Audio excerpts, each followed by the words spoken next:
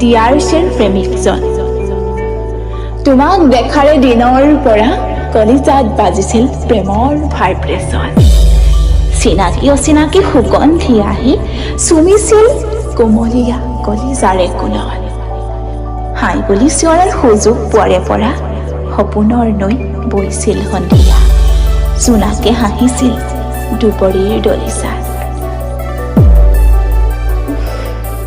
কি যে চাউনি তোমাৰ দুচকুৰ চাউনিত বাঢ়ি যায় সুৱদি প্ৰেমৰ ৰাগিনী তমকা।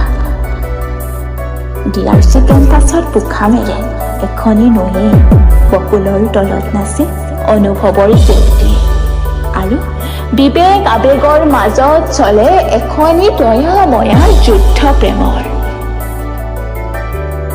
কিয়নো তুমি এনে ট্ৰেজেডিৰ কেপশ্যন ফালি নিদিবা না ফেচবুক হোৱাটছএপত চিনেমাৰ হিৰইনে লাইক কৰা ফটোৰ আপলোড নিদিবাচোন।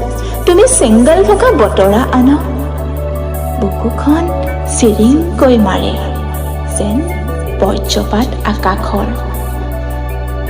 তোমাক পোৱাৰ যোগ্যতা মোৰ নাই, তথাপিও কিয় জানো মনটোৱে দেখোন অনবৰত তোমাৰ বাবে ব্যাকুল হৈ থাকে। তোমাক হেৰুৱাৰ ভয়ে দহি দহি খায়। মনটো যদি নেটৱৰ্ক হ'ল হয় হয়তো তেতিয়া কিজানি তুমিও বুজিলা হয়। তোমাৰ ৰয়েল এনফিল্ডখনত প্ৰেমিকা হৈ বহি যোৱাৰ সপোন হৈয়ে থাকিল। হাজাৰ কপলছৰ জিৰণি ঠাই জুগিবিলত গৈ তোমাৰ বুকুত মূৰ গুজি আবেলিৰ ৰঙাবেলিক চোৱাৰ হেঁপাহ হৈয়ে থাকি গ'ল। একেলগে সেই টাউনজৰ ৰ'দত খোজকাঢ়ি ধেমালি কৰি যোৱাৰ কথা আছিল দুয়ো, সেয়াও থাকি গ'ল। আৰে চাই থকা আজি 3টা বছৰ পাৰ হ'ল জানা।